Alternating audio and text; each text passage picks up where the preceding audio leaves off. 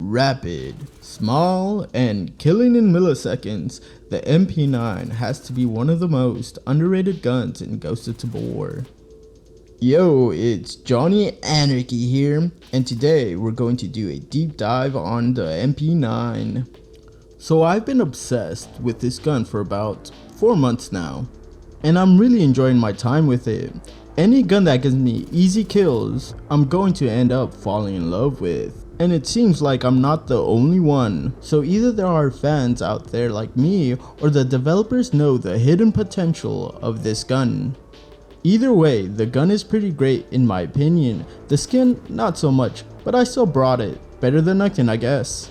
You may recognize this gun from other games like Resident Evil or CSGO like I do. I remember the first time I crossed paths with the MP9 in Ghost of Tabor.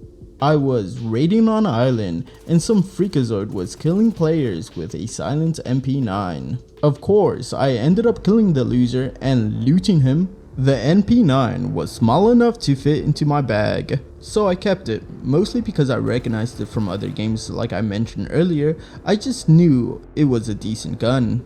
Usually I'll keep the silencer and drop the gun, but I did hear this freakazoid killing some players, so he was onto something by using this gun. He was just using it the wrong way, I thought to myself. The MP9 stayed in my safe house for a good while, but eventually, when I lost all my decent guns, I was forced to use that silenced MP9 that was just collecting dust in my armory. So I took it into a silo raid where SMGs make perfect sense to use because of the narrow hallways and close quarter combat. To my surprise, this little SMG absolutely kicked ass on my very first raid with it, and I exfilled with a backpack full of goodies. I loaded into multiple other raids as a solo in silo where I killed everything that moved without a problem with this gun. There was one raid in particular where the MP9 absolutely became my obsession. I managed to kill a team of 3 in just a few seconds. They were kitted out as fuck. I mean, these guys were running level 5 armor and guns. Sadly, I died looting them, but I died knowing the hidden potential of the MP9. I did take the MP9 to Macam Yes raids, because Macam Yes is becoming my new favorite map. And this gun did not do as well. But, as you can see, I did get some kills. If you know the map well, then you could definitely use that as an advantage.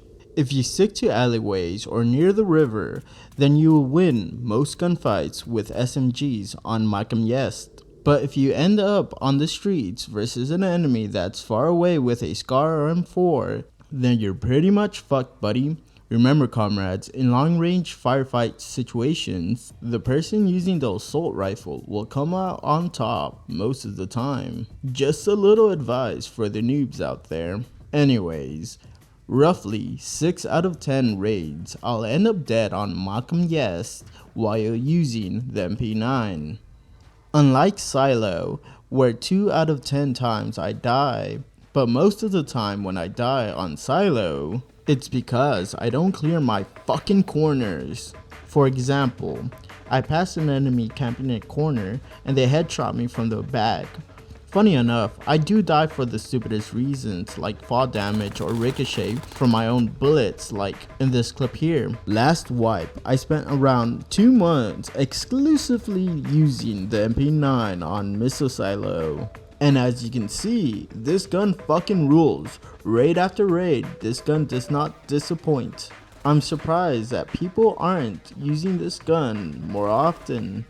If you're having trouble getting kills, especially on Silo, then I recommend you to try the MP9.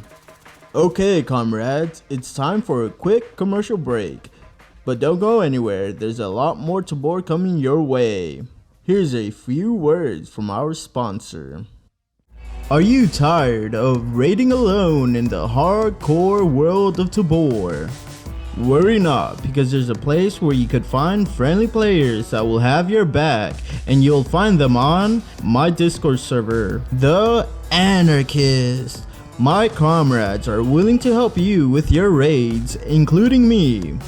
You like Ghost of Tabor? Well, there's a server. It's the Anarchist. You can join me, Star River, Johnny Anarchy, Mango over there, and a bunch more. It's Mango here. And if you don't join the Arcanist Discord server, I'm gonna slap your mama just like this. Bonk. If you think you're one of the best players on Ghost of Tabor, consider joining my Elite Raider role on my Discord.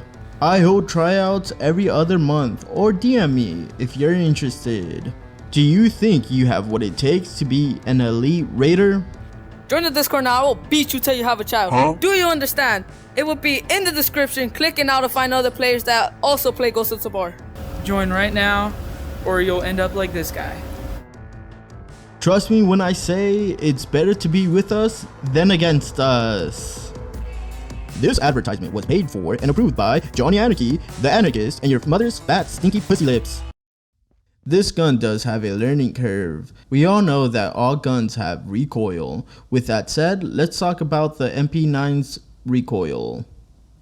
This gun really has a kick to it when it comes to the recoil.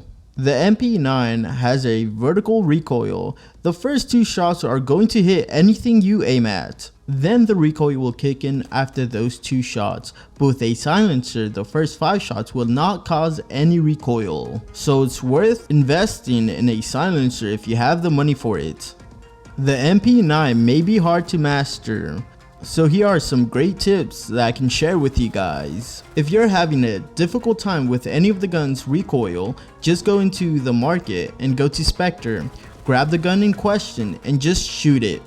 Try your best to control the recoil by holding it down from its handle or handguard. If you see the bullet holes all over the wall or in a vertical line going up the wall, then you're doing it wrong. What you want to see are the bullet holes in a small concentrated area on the wall. Here's another quick tip that I can share with you guys, is that you can burst fire the MP9 even though it doesn't have a burst firing mode on it. This can help you eliminate some of the recoil even if you don't have a silencer. You are able to buy the gun from Spectre at level 3. The current cost of the MP9 is 5,776 Karuna. And with a silencer, the cost goes up to 25,208 Karuna onto the mags. The cost of one mag is 375 Karuna, which is not bad for the price. The MP9 mag holds 30 bullets per magazine. There are drum mags that hold a buck ton of bullets, but you need to level up Spectre to be able to buy those drum mags. It takes 9x19 rounds, and it only takes about 3 seconds to empty out a mag on full auto. The firing rate is pretty damn high, meaning it will eat up your ammo quicker, so I suggest to take 3 or 4 extra mags just in case. Now I only take 2 extra magazines plus the one in the gun. I do this to save some Karuna and because I've mastered the MP9 at this point. Now using the tier list system and where I'll place the MP9, if the gun has no attachments, I'll place it on C tier, but with attachments like a silencer, I'll place it on A tier. Even though I think highly of the MP9, there's still better SMGs out there like the Vector and the P90. However, due to the price and the fact that you unlock it at level 3 Spectre, the MP9 has more than enough bang for your buck. Just to summarize, after hours of using this gun, I came to the conclusion that this gun makes my life easier in the harsh world of Tabor, especially if I use it in silo.